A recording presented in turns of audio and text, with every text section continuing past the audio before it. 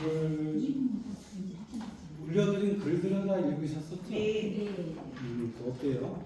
혹시 여러분 가진 그 책에도 이 산문이 있었나요? 네. 있었어요? 있어요. 있어요. 있어요?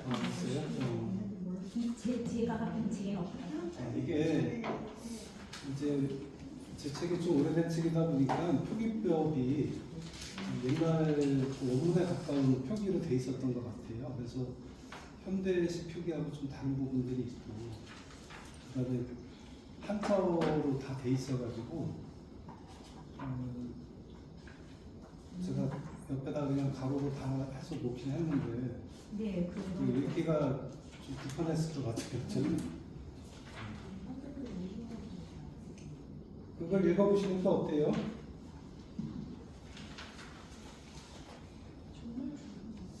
아마 그냥 연희전문 시절의 글 같아요. 연희전문에 이분이 이제 3분이 몇 편 있어요. 몇 편이 있는데 아마 윤동주의 내면 가장 잘 드러내는 그런 글이 아닐까 싶어가지고 몇 분을 골라봤어요.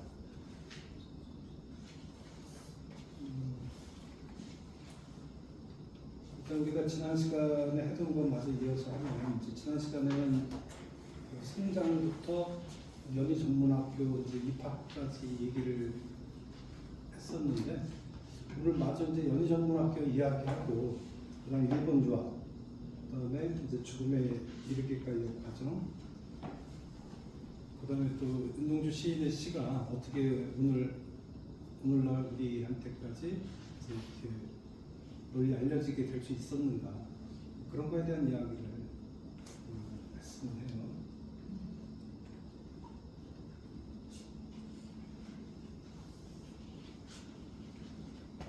이분이 이제 연희전문학교 들어간 때가 1938년이에요.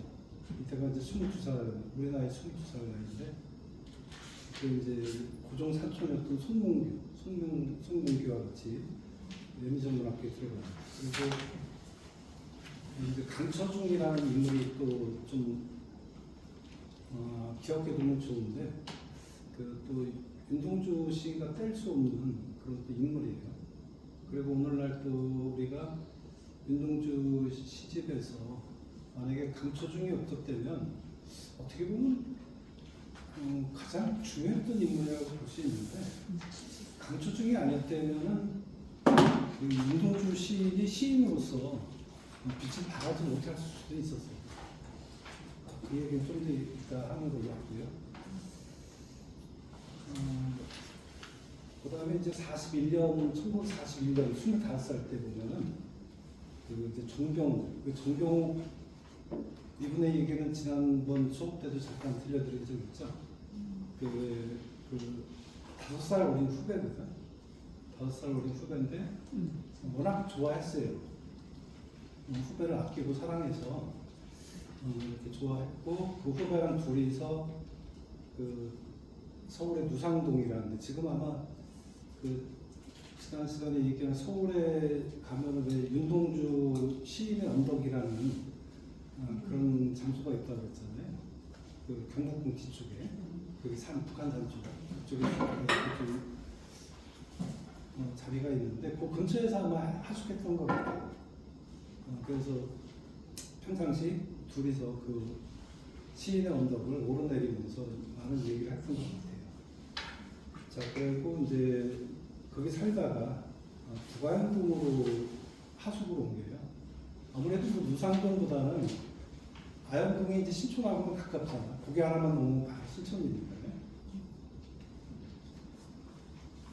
자, 그리고 이제 그 해 41년에 연희전문을 졸업을 합니다.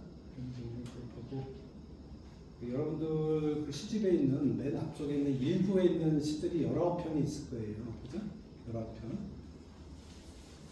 그 19편 시가 그 윤동주 시인이 그 시집을 또 만들어서, 그 원래 계획은 77부, 77부를 만들어가지고 한정판으로 만들어서 아마 이제 이제 친구들, 친한 친구들한테 줄 그런 계획이었었던 것 같아요. 그런데 지난 시간 얘기한 것처럼 스승인 이양하 선생한테 필사본 제부를 만들어서 본인 하나, 그 다음에 자기 스승이었던 이양하 교수, 영문학자였던 이양하 교수한테 한 부 주고, 또 한 분은 이제 이 정병 이 후배한테, 자기가 사랑하는 후배한테 이렇게 줬던 거예요. 근데 이양하 교수가 그 책을 보고 이걸 발간했다가는 너 문제가 된다, 잡혀갈 수 있다. 그래서 결국은 발간을 취소를 해요. 자, 그게 실려있는 19편시가 아마 여러분의 시집에도 있을 거예요. 그리고 그 시들이 오늘날 전해줄 수 있었던 거는 그 정병우 그분의 노력이 컸었다고 얘기했잖아요. 그분 고향이 광양인데, 광양에서 왜 양조장에 쓴다고 했잖아요. 자, 그래서 그 자기 엄마한테 학도병으로 끌려갈 때 엄마한테 갖다 주고, 만약에 내가 죽거든 이 책을 잘 보관했다가 연희전문에 갖다 기증을 해라, 강복이 되면. 그래서 그 엄마가 잘 보관하고 있었고, 이분은 살아 돌아와서 나중에 이 책을 시집을 낼 때 이걸 가지고 가서 여러 편의 시집을 모아서 이제 시집을 가능하게 돼요, 죽고 나서. 자, 뭐 연희전문 학교 시절의 일화들 몇 개 좀 들려드리면, 이분이 이제 1년에 2번 딱 이제 집으로 간다고 그래요. 방학, 여름방학, 겨울방학. 그러니까 뭐 워낙 머니까, 그 당시는 교통도 안 좋잖아요. 교통도 안 좋은데 워낙 멀리 갈 수가 없어가지고, 그래서 1년에 딱 2번만 집을 이제 오고 갔는데, 집에 가면은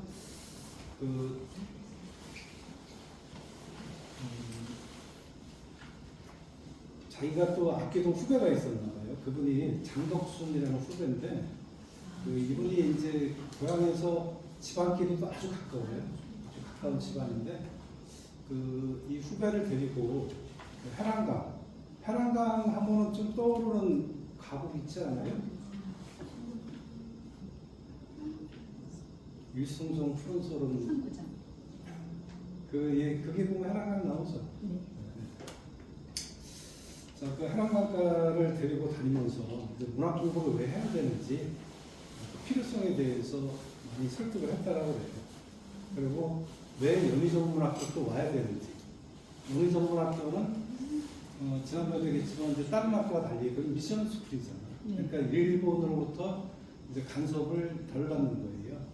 그래서 거기서는 민족 정신을 함양할 수 있고, 그때 얘기했지만 그 외솔 체험배 같은 분들이 이제 교수를 있고 그랬기 때문에 거기 와서 공부를 해라, 그런 얘기를 했고, 또 그 동산에 그때 당시, 지금은 연희전문에 그게 무궁화꽃이 만발한 동산 있는지 모르겠는데 없는 것 같아요. 최근에 가봤을 때 보면. 몇 달 전에도 한번 가본 적이 있거든요. 어쨌든 여기 보면 그 당시는 무궁화가 캠퍼스에 좀 만발했었다고 해요. 무궁화는 알다시피 우리 민족의 꽃이니까. 그러니까 윤동주는 그런 사소한 거 하나하나도 어떤 민족적 자긍심으로 마음에 간직했던 것 같아요. 그리고 이 장덕순이라는 분은 이제 나중에 후에 서울대학교 교수를 지내세요. 정병욱 교수도 마찬가지고 다 연희전문을 졸업한 이런 분들이 해방 이후에 전부 다 이제 서울대 교수로서 역임을 하는데, 그런 거에 비춰봤을 때 윤동주의 죽음은 너무 좀 아쉽죠. 송몽기도 마찬가지고. 그분들은 오히려 그 해방 이후에 더 큰 일을 하기 위해서 일본에 유학을 간 거였잖아요. 근데 거기서 뜻을 펴기도 전에 억울하게 죽임을 당했기 때문에 좀 많이 아쉬운 건 맞죠.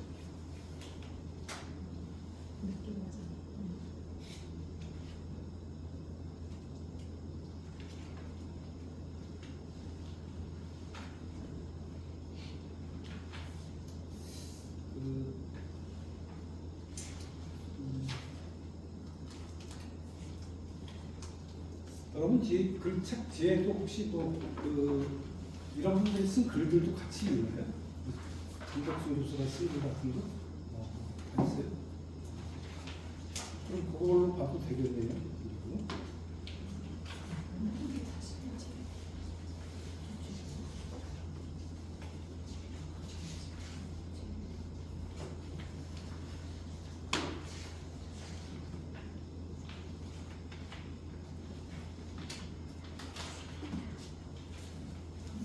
그리고 장덕순 교수가 한 말 중에 가장 좀 인상적인 기절 같은 것 중에 하나 좀 소개해드리면 동주는 뇌미내리의 인간이다 이런 말이에요.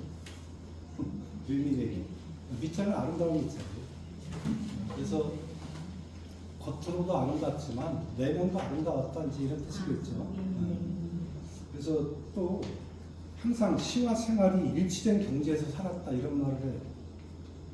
이게 참 언행일치.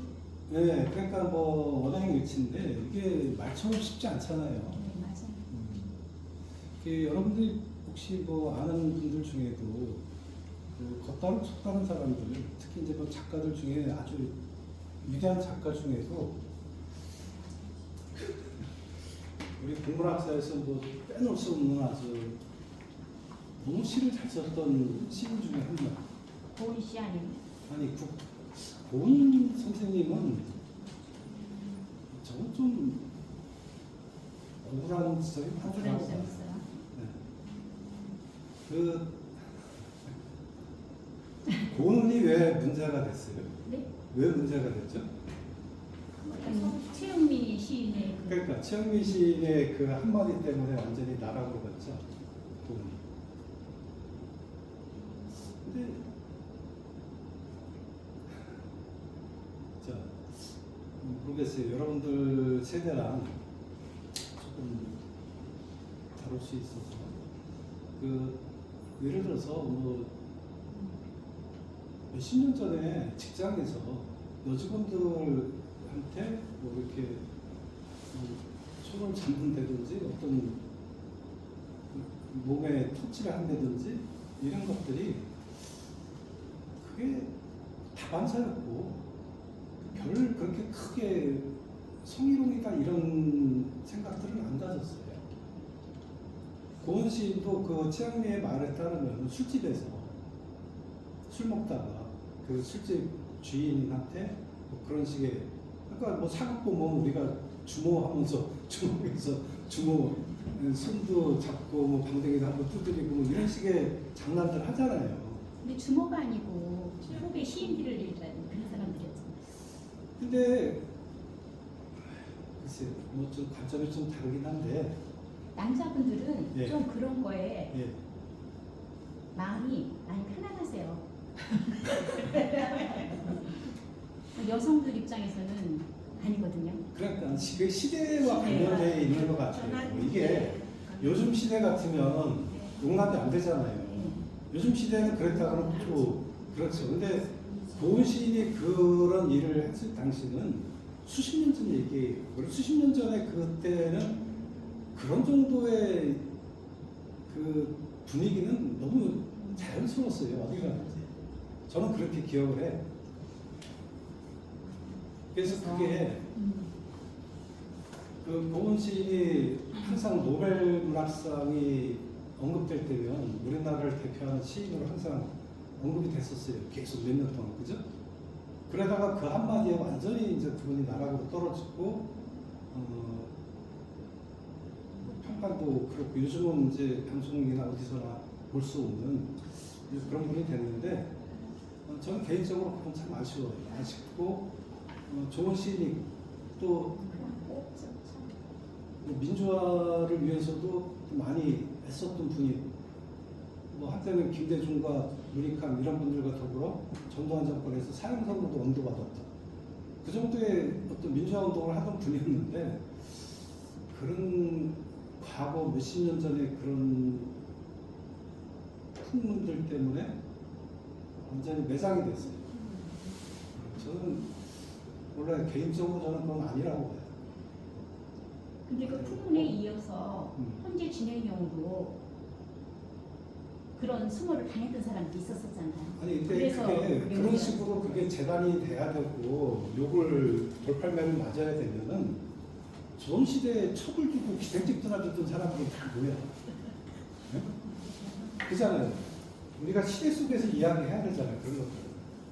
오늘날의 관점에 갖다 들이밀어서 오늘날 이러니까 옛날에 네가 그렇게 했던 것들 또 잘못이야 이렇게 얘기하려면 그렇게 들어가면 네. 친일파 시인이라든지 이런 사람들도 다 용서가 돼야 되죠. 누구요? 친일파. 아니 친일파는 다른 문제죠. 아니죠. 그 시대에 어쩔 수 없이 친일을 그거는- 했었어요. 저는 그 윤동주 시인의 그 참회록을 보면서 예. 그거를 모르고 읽었을 때는 이분이 얼마 살지도 않았는데 뭐 이렇게 기가 막히게 참여를 할 일이 있고 이렇게 이런 게 있었을까? 굉장히 궁금했었거든요. 근데 그 대학을 가기 위해서 이름 네, 바꿨는데 맞아요. 그거 갖고 이렇게 참여 네. 그거가 나온 거잖아요. 그러면 저는 고은 시인님 같은 경우 그렇게 고매하신 분이시면 어떤 그런 거라도 이 몸짓이 있었으면 좋았을 거라는 얘기죠. 근데 그냥 미화된 대로 그대로 그렇게 됐었잖아요.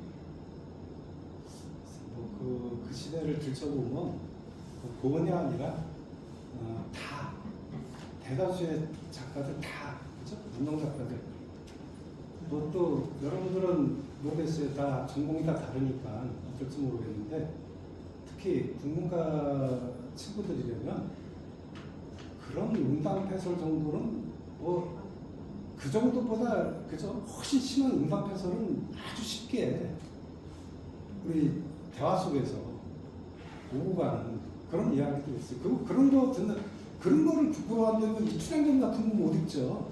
16살 그 어린아이가 이들은 거 뭐합니까? 하룻밤에 오늘 홀딱 벗고 둘이 왜 올라타가지고 그 뭐야 저기 기계하고 그 위에 말 타는 그런 자세로 걷는 그런 장면 같은 거 다 나와요. 뭐 그런 거 못 읽죠 우리.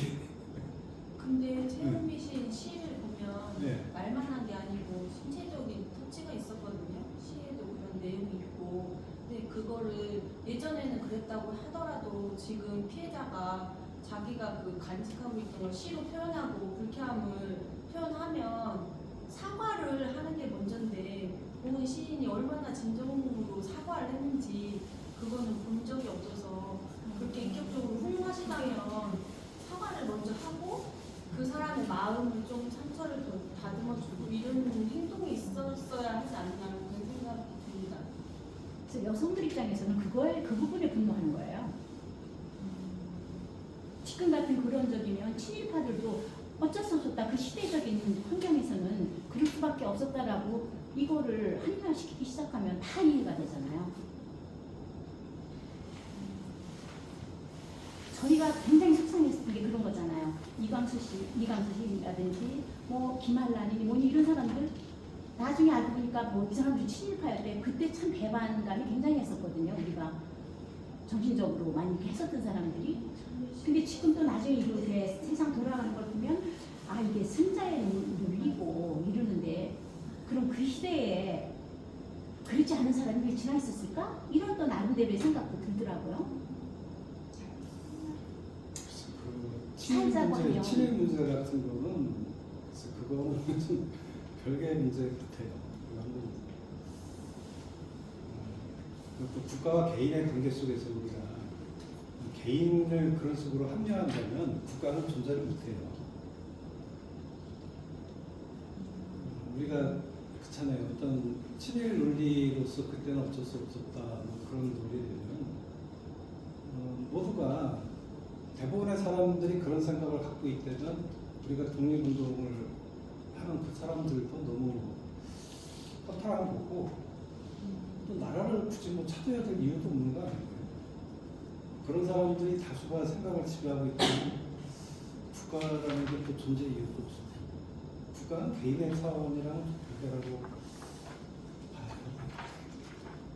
뭐 대표적인 그 친일 문학가 중에 그 서동주 있죠. 서동주. 네. 시도 너무 잘 써요. 그래서 그 서정주에 대한 평가가 그래서 많이 좀 극명하게 나뉘잖아요. 아니고 그 황동규 씨는 이제 황순원 작가의 아들이죠. 황동규 씨는. 근데 이제 서울대 교수도 지냈고 시도 굉장히 잘 썼고 이런 분인데 그분이 이제 한번 그런 얘기를 한 적이 있어요.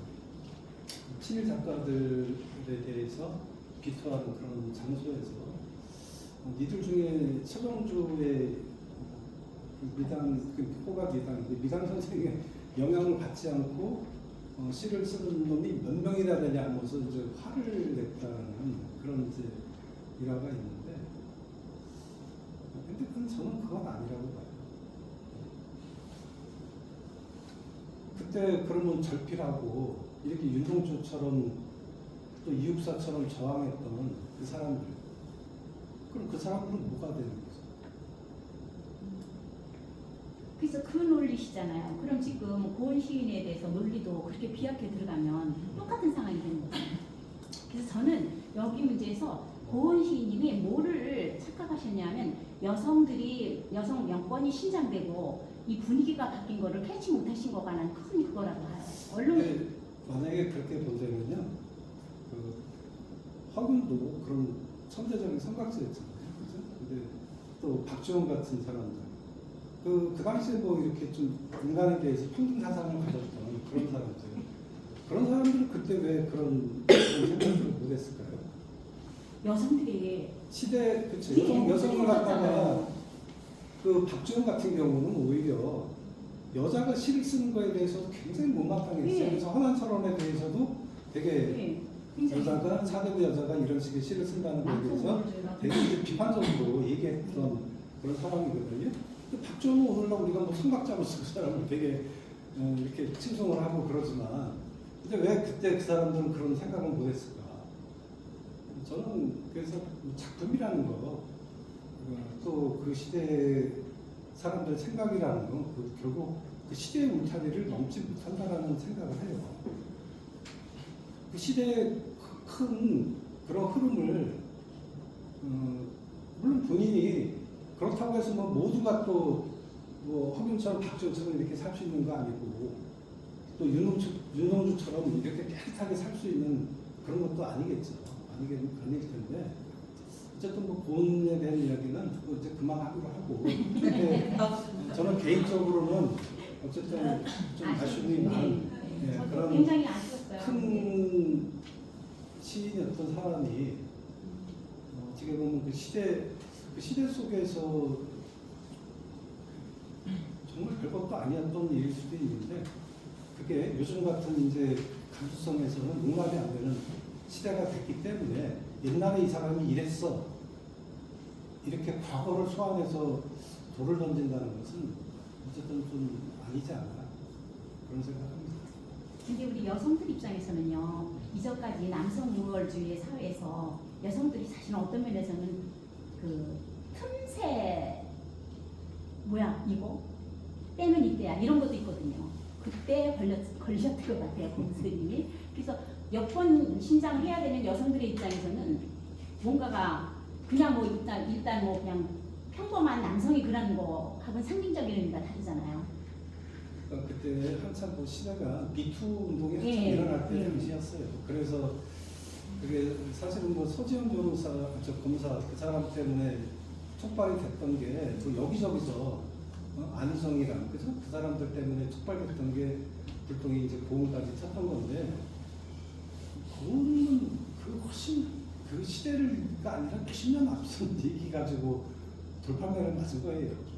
저는 그러니까 그 시대를 같이 봐야 되는데, 우리가 어쨌든 작품을 읽는다는 건 그 시대를 읽는 거지. 저희도 속상하죠. 그 좋은 글을 쓰시는 분들이 그렇게 매장되고 이런 게 속상한 게 여성들 입장에서는 시대의 어떤 흐름에 있어서의 중요한 어떤 이런 거는 끌고 가야 된다는 생각이 강한 거죠. 자, 그냥 오늘은 그 윤동주만 읽어요. 외미 내미 이렇게 외적으로도 내적으로도 아름다웠다. 이 한마디가 뭐 다 얘기해 주는 것 같아요.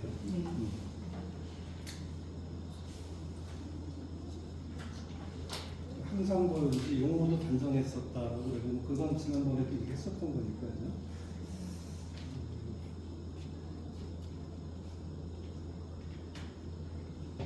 근데 뭐 이런 말은 모든 사람들의 공통점인 것 같아요. 윤동주를 회상하는 사람들의 공통점은 항상 위훈내강형의 인물이다.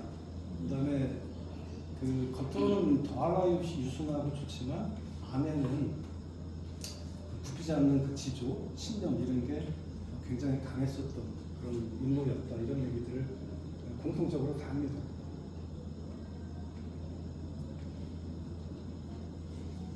참 그래서 윤동주 시인님은 보고 싶어요. 봤으면 좋겠어요 진짜. 타임머신 타고 가요? 너무 보고 싶어.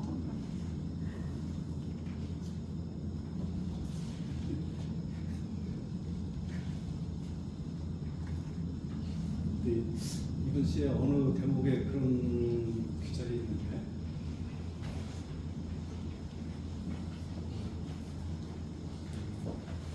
제목이 바람이 불어라는 시에 보면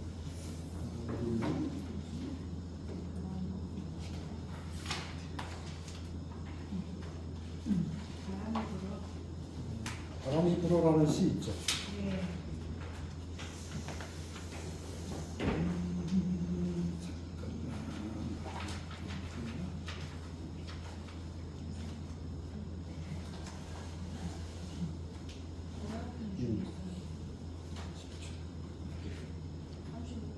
자, 거기 보면 글씨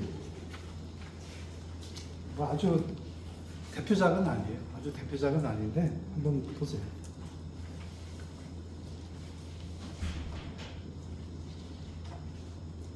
저 책들 없으신 분도 있는 것 같은데 누가 같이 좀 봐야 될 것 같은데 책 없는 분 누구 있어요? 또 있어요 그러면? 없으면 같이들 좀 봐야 될 것 같아요. 여기 있어. 여기 있는데요. 제 손을 들어줬잖아. 우리 다 쓰면 되니까 난 듣는 게 나. 여기 우리 회원들이 다 익명으로 존재해서 그 이름들을 잘 몰라요. 그냥 맨 끝에 계신 분부터 하나씩 읽어보시죠. 바람이 불어. 바람이 어디로부터 불어와 어디로 불려가는 것일까? 바람이 부는데 내 괴로움에는 이유가 없다. 내 괴로움에는 이유가 없을까? 단 한 여자를 사랑한 이유도 없다. 시대를 슬퍼한 이유도 없다. 바람이 자꾸 부는데 내 발이 반석 위에 섰다. 강물이 자꾸 흐르는데 내 발이 언덕 위에 섰다. 저뭐 얘기하는 것 같아요?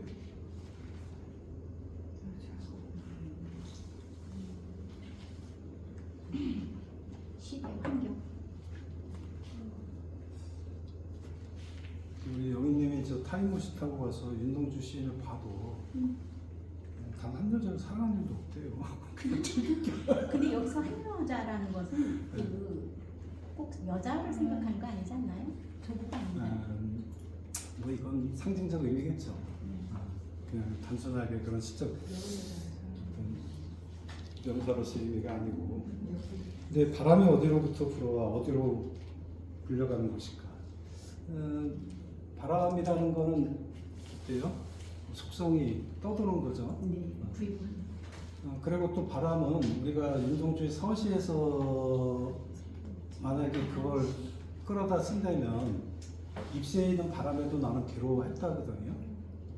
바람이라는 건 어떻게 보면 부정적 의미일 수가 있는 거죠. 만약에 서시를 갖다 놓고 본다면. 자, 아직까지는 근데 바람이라는 거는 우리가 긍정인지 부정인지 알 수는 없어요. 왜냐하면 그 앞에 수식한 말이 없잖아요. 네. 그러니까 뭐 시원한 바람인지 칼날 같은 바람인지 어떤 수식이 없기 때문에 우리는 이 시어를 가지고 어떤 함축적 의미를 갖는다라는 걸 지금 판단할 수는 없어요. 다 읽어봐야지 문맥으로서 이제 판단이 될 거예요 아마. 그렇다고 서술어에서 지금 판단될 수 있는 부분도 없고. 자, 어쨌든 어디로부터 불어와 어디로 불려가는 것일까 그랬어요. 자, 바람이 부는데 내 괴로움에는 이유가 없다. 자, 근데 여기서 조금 이제 의미가 오는 것 같아요. 바람이 부는데 내 괴로움에 이유가 없대요. 근데 진짜 진술일까? 우리는 이거를 한번 생각해봐야 되잖아요. 이게 표면에 드러난 의미 그대로의 진술인지 아니면 반어적 진술인지 그걸 한번 좀 판단을 해봐야 될 것 같아요. 그래서 바람이 불고 있고 내 괴로움, 그럼 괴로움은 어디서부터 촉발되는 거예요? 여러 가지 주변 환경일 거 아니에요. 그죠? 그럼 나를 둘러싼 여러 주변 환경이 나의 괴로움을 지금 만들고 있는 거잖아요. 그러면 그 바람도 아마 부정이겠죠. 그죠? 바람이 그런 모든 걸 함축하고 있는 그런 시어처럼 비춰져요. 근데 내 괴로움에 이유가 없다. 근데 과연 이유가 없을까? 그런 의문점이 들잖아요. 그 다음 시행에서 연을 아예 딱 띄어냈어요. 띄어내고 내 괴로움에는 이유가 없을까? 하고 반문하고 있어요. 진짜 없을까? 그죠? 반문하죠? 자, 단 한 여자를 사랑한 일도 없다. 시대를 슬퍼한 일도 없다. 자, 이 말도 뭐 액면 그대로 이렇게 읽기보다는 어때요? 뭔가 이게 무슨 말일까? 한 여자를 사랑한 일도 없고 시대를 슬퍼한 일도 없다.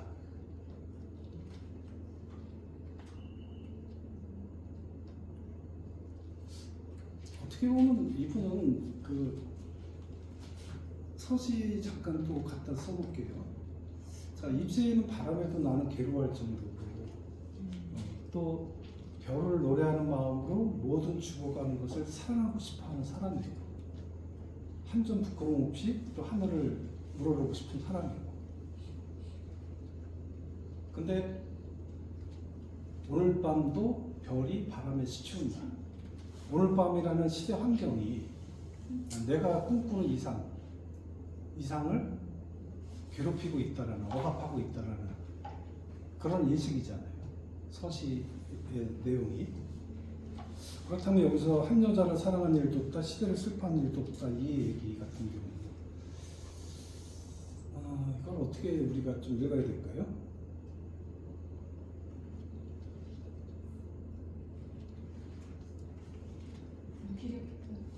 네, 좀 아마 그렇게도 볼 수 있을 것 같아요. 그러니까 일상에 대해서 그 보통 사람들이 흔히 생각하는 그런 일상, 아무렇지도 않게 지나갈 수 있는 일상, 이 별도를 아까 제가 산문 올려드린 글에도 그런 내용이 보이는데 그거 잠깐 같이 연결해서 좀 볼게요.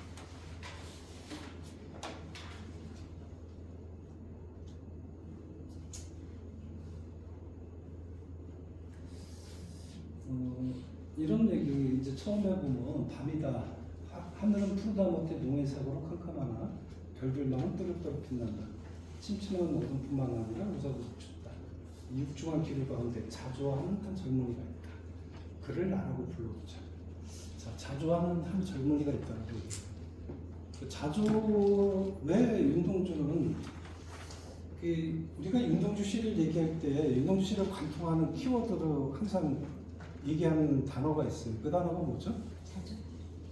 부끄러움이에요. 부끄러움. 그렇죠? 부끄러움과 성찰. 이게 윤동주를 관통하는 아마 그런 이야기일 것 같은데, 이 부끄러움의 정서는 어디서 비롯되는 걸까요? 바로 이런 자조 아니었을까요? 식민지 시대를 살아가는 지식인으로서 이분이 너무 내성적이고 좀 소극적이었잖아요. 뭐 이육사 시인처럼 좀 강단 있게 저항하지는 못했어요. 또 송중교처럼 자기가 늘 곁에서 이렇게 같이 함께 지냈던 그 송중교처럼 또 그런 강단 있는 그런 인물도 못했어요. 그래서 아마 윤동주의 부끄러움이라는 건 그런 데서 좀 비롯된 부끄러움이 아닐까라는 생각을 합니다. 그래서 이 자조하는 한 젊은이, 여기에 한번 맞춰본다면 한 여자를 사랑하는 일도 없다, 시대를 슬퍼하는 일도 없다, 이 얘기 속에서 아까 얘기한 그 현실과 무기력한 모습 같은 시대에 대해서 적극적으로 누군가 나를 표현하지 못하는 그런 나에 대해서 이렇게 좀 자조하는 그런 부분처럼 좀 읽혀지기도 해요. 자, 그 바람이 자꾸 부는데 내 발이 반석 위에 섰다. 강물이 자꾸 흐르는데 내 발이 언덕 위에 섰다. 그럼 여기서 자, 바람과 강물의 공통점은 뭐예요? 계속 어딘가로 흘러가고 있어요. 유동적인 존재들이죠. 근데 반석과 언덕은 어때요? 굳건하게 자리를 지키잖아요. 그죠? 근데 이렇게 뭔가 나를 괴롭히고 억압하는 시대 환경은 계속해서 나를 감싸고 돌고 있는데, 그런데 나는 그냥 꿋꿋이 제자리에 서서 아무것도 하지 못하는 이런 좀 자주적인 그런 느낌이 표현된 그런 시가 아닐까, 그렇게 좀 느껴지는 시입니다.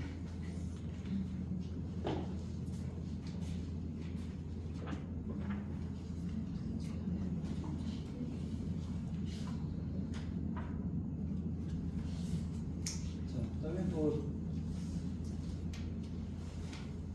동생이 이제 여동생 한 명, 남동생 두 명이가 이렇게 있었는데, 이 여동생의 그 회상 장면에서 보면은 아마 나이 차들이 좀 많았던 것 같아요, 동생들이요.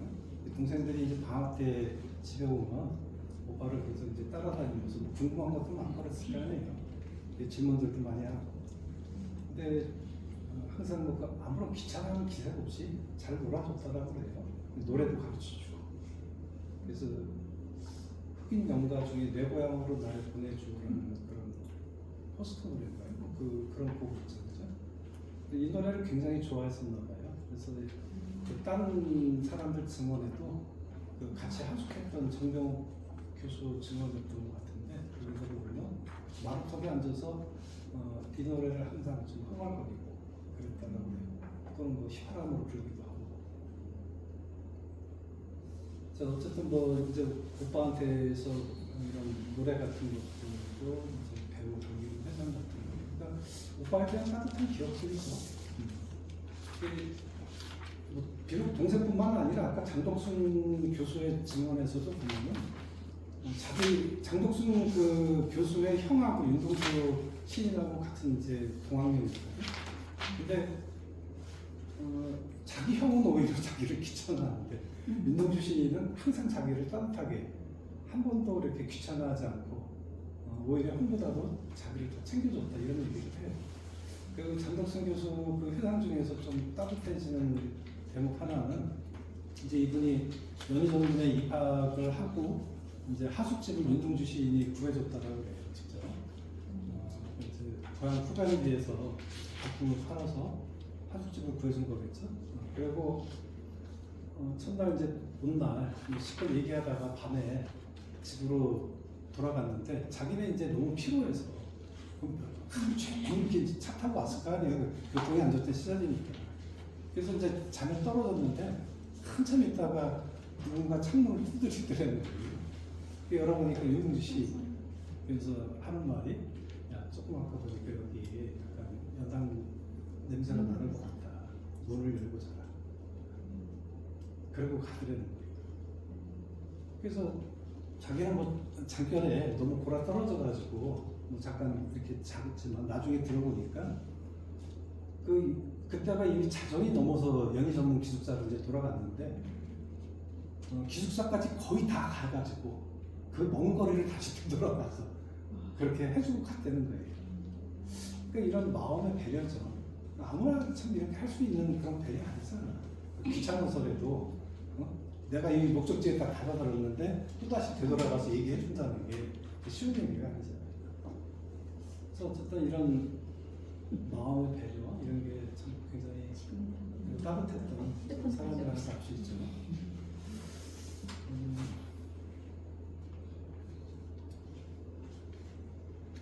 여러분들도 뭐 불산에 살다 보면 이렇게 누군가를 배려해 주는 사람 좋지 않나요? 네, 맞아요. 늘 배려만 받아서는 안 되겠지만 이렇게 누군가를 이렇게 배려해 주는 사람 보면 참 저 사람 좋은 사람이구나, 따뜻한 사람이구나, 그런 생각 들고. 공기 같은 사람. 네.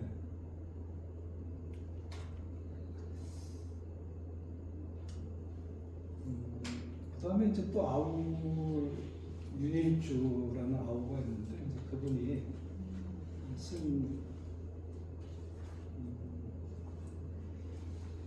글에 보면은 좀 문화하고 이제 같이 있는 자리에서 이렇게 태극기의 모양 같은 거, 그리고 무궁화, 애국가 이런 김일국민 만세, 광주 학생 사건 이런 것들을 동생들한테 들려주고 했더라고요. 그러니까 그런 동생들한테까지 그런 이야기를 들려줄 정도라면 그분의 그 내면에 이미 이런 생각들이 얼마나 깊이 자리하고 있는가. 그래서 비록 어린 동생들이지만 니네들도 이렇게 살았으면 좋겠다라는 어떤 그런 방향성 같은 거를 좀 주고 싶었던 거 아닐까 싶어요.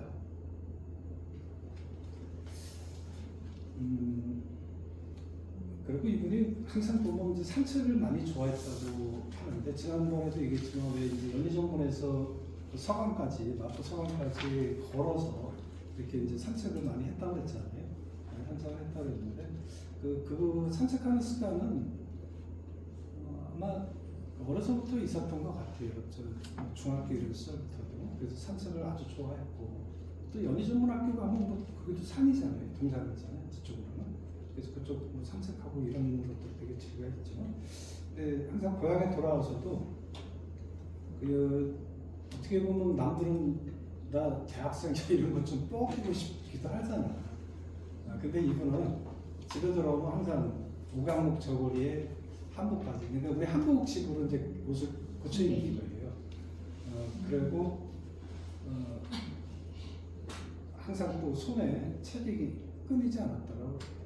그래서 그 문익환 목사의 회상 속에서도 그런 장면 나오는데 그 제일 부러웠던 점이 그 지점이라고 그래요. 항상 집에 가보면 책이 가득 쌓여있는 수백 권의 책이 이렇게 이제 장서가 이렇게 놓여있는 걸 보면서 자기는 부러웠다. 그게 수백 권이라는 게 요즘 보면 별거 아니고 우리 집은 더 많은데 이런 사람들도 있을 거예요. 근데 그 시절을 한번 생각해 보세요. 그 시대에서 그 정도의 도서를 갖고 있는다는 게 쉬운 얘기는 아니었을 것 같아요. 그러니까 책을 아주 많이 좋아했던 그런 분이죠. 자, 근데 이분은 뭐 어쨌든 뭐 뽐내고 멋내고 이런 거에 대해서 전혀 관심이 없었어요. 근데 그런 게 뭐 뽐낸다고 해서 뭐 드러나는 사람 물론 멋을 내서 멋있게 보이는 사람도 있겠지만 아무리 멋을 부려봐야 천박한 방 흐르는 사람도 있잖아요. 뭐 명품백, 명품 옷을 아무리 치장하면 뭐해? 그래서 모래에서 발끝까지 그냥 천박함이 줄줄 흐르는데 그게 옷이나 뭐 장신구 갖고 그 커버가 됩니까? 그런 거 아니잖아요. 윤동주 같은 경우는 그런 내면이 알찬 그런 분이었기 때문에 아마 이런 기품이 저절로 우러나던 것 같아요. 그래서 모든 사람들의 일관된 그런 증언이에요. 증언 속에서 뭐 항상 단정하고 멋있었다 이런 표현.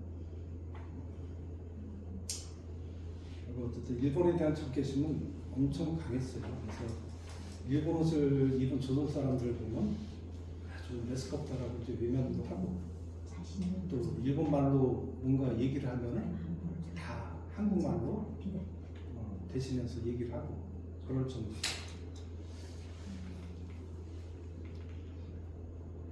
자, 윤동주가 이제 1938년에 아까 연희정문을 갔다고 그랬잖아요. 그 시 중에서 새로운 길이라는 길 있어요. 새로운 길. 앞쪽에, 네, 앞쪽에 있을 거예요.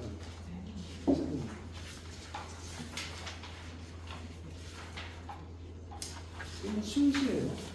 이제 중학교 아이들 교과서에 실려 있는 그런 시인데 이제 그 옆에 영애님이 한번 영애님 옆에 이렇게 순서대로 새로운 길, 내를 건너서 숲으로, 고개를 넘어서 마을로, 어제도 가고 오늘도 갈 나의 길, 새로운 길, 민들레가 피고 까치가 날고 아가씨가 지나고 바람이 일고 나의 길은 언제나 새로운 길 오늘도 내일도 내를 건너서 숲으로 고개를 넘어서 마을로. 네, 유행신 씨는 어떻습니까? 뭐 특별히 얘기할 건 없지만 그렇죠. 뭐 희망찬 느낌이 들죠. 그죠? 그러니까 연희전문학교 입학하던 그 해잖아요. 날짜를 보면 5월 달이에요. 그러면 3월에 입학해서 이제 얼마 안 지났을 때잖아. 그죠? 그러면 이거는 그냥 뭐 그대로 그냥 그 시기를 그 시대를 갖다가 한번 여기다 그 지난번에 얘기한 우리가 제가 얘기했었죠. 문학을 작품하는 감상법 중에서 그 작가의 생애를 갖다 투영해서 보는 방법, 그런 방법을 뭐라고 했어요? 표현론적 방법이라고 얘기했었잖아요. 그죠? 표현론적 관점이라고 그랬는데 이건 표현론적 관점을 적용해보면 그냥 그대로 읽혀지는 시예요. 그죠? 그래서 뭐 내를 건너서 숲으로 고개를 넘어서 마을로, 이 얘기는 한번 그 여정을 생각해 보세요. 그 감도에서부터 연희전문까지 올 때까지 그 여정을 수많은 산과 들판, 강, 그잖아요. 그런 걸 다 거쳐야 되는 거잖아요. 또 서울역에 도착했다고 해서 거기서 끝나는 거 아니잖아요. 연희전문 갈 때까지 거기서도 이런 뭐 언덕도 넘어야 되고 아현동 고개 넘어야 돼요. 그죠? 서울역에서 가려면 만리동을 넘어가든 아현동을 넘어가든 어쨌든 넘어가서 가야 되는 길이란. 자, 그 어제도 가고 오늘도 갈 나의 길 새로운 길. 근데 여기서 이제 이런 인식, 새로운 길. 어제도 가고 오늘도 갈. 이건 자기 어떤 포부 같은 거지 않을까요? 그러니까 그 연희전문학교 내가 그토록 원했던 문과에 입학을 한 거잖아. 아버지랑 6개월간의 치열한 싸움을 거쳐가지고. 근데 이 아버지도 이미 그 중국으로 일본으로 문과 공부를 했던 분이에요. 근데 막상 문과를 졸업하고 나니까 오늘날도 우리 그렇잖아. 인문학 공부해야 배고프잖아. 그러니까 뭐 공부 잘하는 애들 다 의대 가려고 그러고, 그죠? 그러니까 이 아버지도 자기가 막상 문과를 졸업했지만 지금 현재의 모습은 그냥 그래. 그래서 아들한테는 의과를 가라 이렇게 이제 고집을 했던 거예요. 치열하게 둘이 이제 이렇게 다툼을 하다가 6개월 만에 결국은 할아버지가 중재해서 이제 아들 손을 손자 손을 들어주죠. 자, 이제 윤동주가 그래서 이 연희전문에 올 때 그 마음, 그 설레는 마음 얼마나 기뻤을까요? 그러니까 어제도 나는 문학을 했고 오늘도 나는 할 거야. 그 앞으로 내가 가야 될 길들 얼마나 새로운 길들이야. 쫙 펼쳐져 있는 새로운 길. 그 길을 나는 걸어갈 거야라는 이런 마음. 자, 민들레가 피고 까치가 날고 아가씨가 지나고 바람이 일고. 이건 뭐 일상 수치이고요. 자, 나의 길은 언제나 새로운 길. 오늘도 내일도. 그러니까 굉장히 좀 희망적이죠. 그러니까 이분이 그런 그 성찰 속에서도 어쨌든 그 아까 별은 떨어진 건가? 그래도 맨 마지막에 보면 나오지만 그 되게 침잠하고 우울한 게 자기를 인식하면서도 희망의 끈은 놓지를 않아요. 항상. 자, 내를 건너 숲으로 고개를 넘어서 나옵니다. 수미상담으로 이제 끝내는데 핵심은 그거겠죠. 나의 길은 언제나 새로운 길이고 오늘도 내일도 나는 늘 이렇게 길을 걸을 거야라는 그런 얘기 같습니다.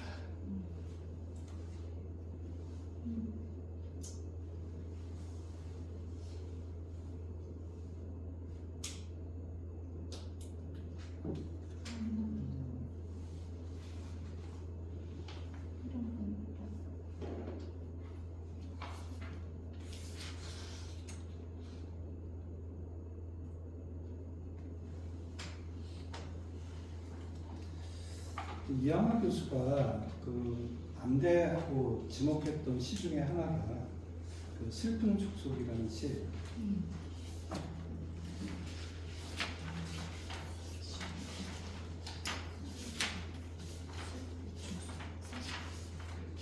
이게 짧은 시인데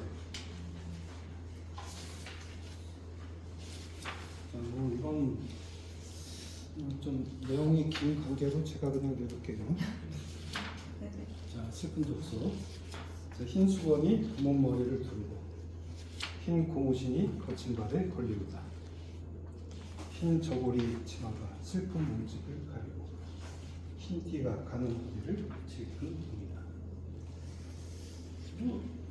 도대체 이게 왜 문제였을까요?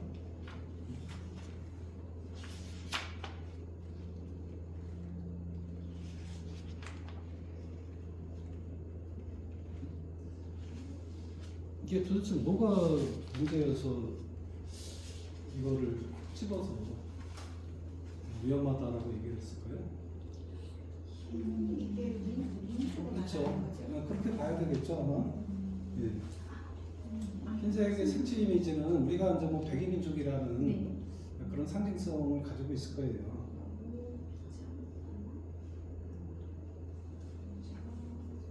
근데 이 여기에 보면은 그 이태준이라는 소설가 있어요. 굉장히 이제 글을 잘 쓰는 분인데 이분도 이제 1930년대를 대표하는 작가 중에 한 분이에요.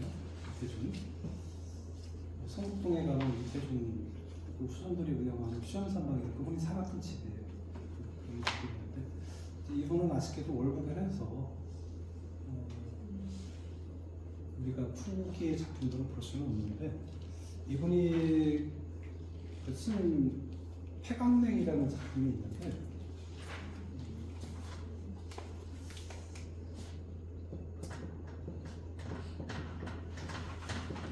이 폐강이 대동강이에요. 대동강이 옛날 이제 이름인데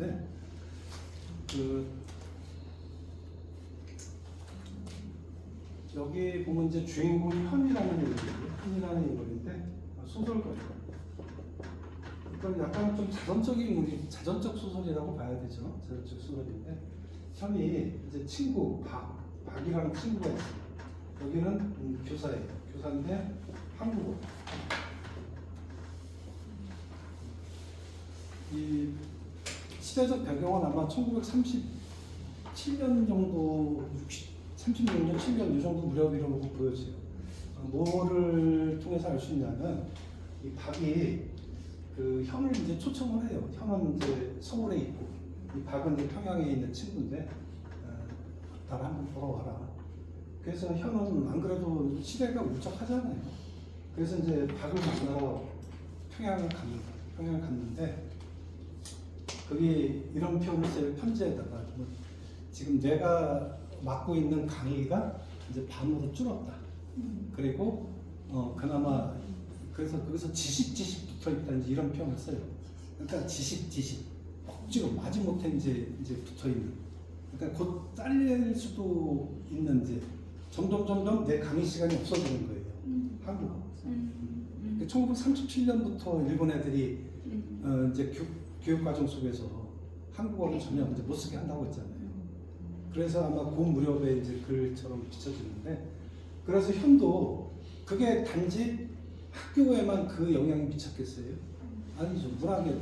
그러니까 일본어로 쓴 글만 발표하게끔 돼 있어요. 그럼 한글로는 글을 발표를 못해. 그러면 이제 문학가들한테 두 가지가 이제 정해진 거잖아요. 어떤 글을 내가 선택해야 되나. 글을 붓을 꺾고 아예 내가 절필을 해야 되는지, 아니면 시대에 아부하면서 먹고 살기 위해서 글을 써야 되는지. 거기서 이제 두 부류로 나뉘는 거잖아요.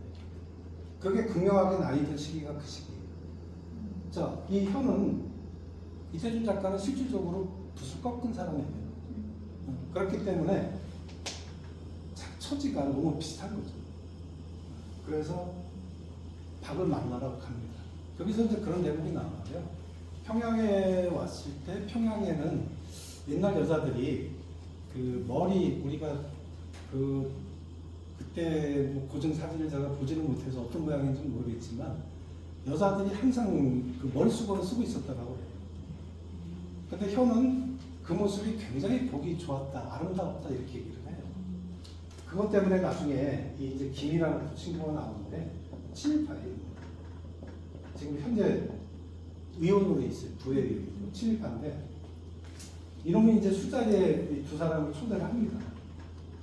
그때 이제 그게 잠시 문제가 되기도 해요.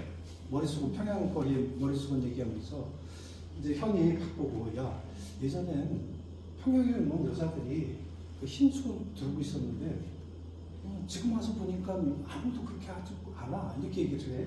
그러니까 이 김이라는 애가 야 그 수건값만 해도 얼만데 그 수건값 때문에 그 쓸데없는 그치 돈 낭비하지 말라고 없앤 거야 이런 식으로 얘기를 하죠. 그때 현이 이제 화가 엄청 나죠. 왜? 그런 얘기를 해. 문화의 가치도 모르는 녀석들 이런 식의 욕을 해. 그러니까 문화라는 건 돈으로 따질 수 있는 게 아니잖아. 그죠? 요즘에 뭐 트럼프가 등단 보고 해보려는 본 적이 있는데 그 예전 아주 오래된 얘기예요. 우리나라가 이제 광복이 되고 나서 얼마 안 있을 때 박물관에 관장이 어떤 이제 미국의 고위 관리가 와서 근간을 보고 탐나는 거야. 저거 나한테 팔 수 없니? 얼마면 돼? 관장의 대답이 뭐였을 것 같아요? 니네 나라 다 주냐? 이 정도의 자부심이 있었던 거예요. 문화재에 대한 이 정도의 자긍심은 가져야 되잖아. 그잖아요. 쓰레받 들고 찍찍 가가지고 용산 같은 데 아무 데나 않고, 그죠?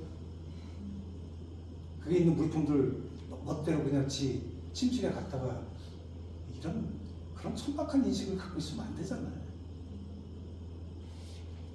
현은 그랬던 거예요. 그래서 그 머릿수건 얘기가 거기서 나와요.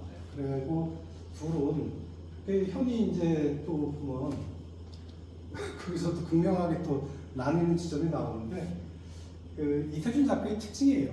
이분은 항상 이 근대와 전통을 대비시켜요. 이 근대라는 건 결국 일본이 가지고 온 문화예요. 전통은 우리 고유의 거잖아요. 당연히 여기에 가치를 두죠. 이태준 작가. 이분의 모든 작품에 그거를 이렇게 나눠보면은 항상 이런 대비가 생겨요. 대비가 생기고 여기를 부정하고 이쪽을 긍정하는 그런 모습이 있어요. 여러분들이 나중에 이태준 작가 글을 한번 읽어보세요. 좋은 글도 많아요.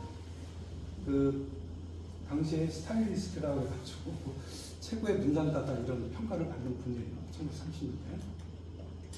어쨌든 여기 보면은 그래서 그 현이 그 10년 전에 왔을 때 이제 그 만났던 기생이 있어요. 영월이라는 기생이 있는데 그 기생을 보고 싶어요. 근데 이 김은 이제 얘는 이 근대화 쪽일 거 아니에요.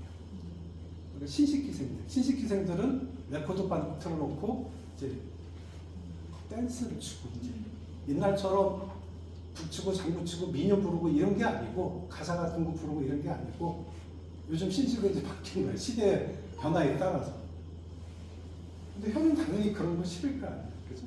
그래서 굳이 영월이를 찾아요. 근데 영월이는 이미 10년 전에 뭐 잘 나갔던 기생이면 지금은 퇴기일 거 아니에요. 그래서 영월이를 불러서 영월이가 이제 불러주는 가사라는 건 이제 조선시대 시간문학이에요. 조선시대를 대표하는 시간문학이 두 개 있는데 시조와 가사예요. 자, 우리가 이제 뭐 여러분들 학교 때 배웠던 뭐 상춘가라든지 명안정복 또는 관동별곡 뭐 이런 것들이 이제 가사문학인데, 자, 옛날에는 그런 가사문학도 다 노래를 불렀던 거예요. 그러니까 옛날에는 모든 그런 그 운문 형식들이 다 노래를 불렸었어요. 오늘날처럼 우리가 글 읽듯이 있는 게 아니에요. 자, 그래서 이런 가사를 그 영월이가 불러주고 그 가사를 들으면서 박가령은 되게 감회해졌고 좋아하죠. 전통적인 사람들. 그러다가 이 김이 그러죠. 너희들도 이제는 방향 전환을 해야 된다. 일본 유학 갔다 온 어느 작가 얘기를 하면서 그 사람 요즘 잘 나가지 않느냐. 현을 노골적으로 하는 말이죠. 현은 그 대목에서 또 어떻게 화가 날까요? 그죠? 그래서 들고 있던 맥주잔을 그냥 집어 던져버리죠. 그 둘이 잠시 이제 소란이 일어나고 밖으로 나와서 쓸쓸하게 외치는 말이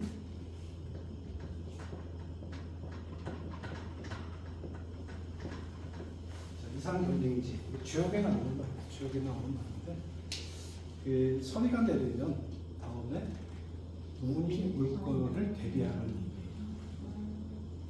그러니까 지금 이렇게 시대가 점점 우리를 옥죄오고 있잖아요. 그러니까 앞으로는 그게 더 강하게 이제 가지 않겠느냐. 지금은 비록 이 정도지만, 그죠? 실제로 그렇게 됐잖아요. 그때는 이렇게 됐지만 이제 태평양 전쟁으로 전선을 확대하면서 더 힘들어지잖아요. 그래서 그런 내용을 담은 작품이에요.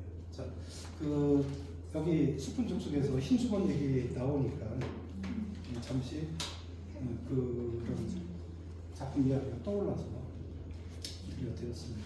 기회가 되면 한번 읽어보세요. 네. 폐강행. 단편 소설이 폐강냉. 작품 제목이 냉이요? 냉 찰냉자. 아, 대동강물이 차다. 폐강. 냉자예요. 찰냉. 대동강물이 차다. 글씨 좀. 어쩌라고 내가 굳이 못 아, 찬냉자. 찰냉자. 그러니까 냉 하니까 이게.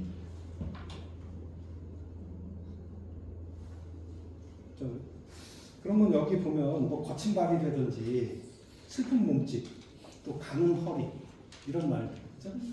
이런 말들이 어떻게 보면은 핍박받는 우리 조선의 우리의 모습들을 상징한다 이렇게 볼 수가 있겠죠. 그죠? 맞아.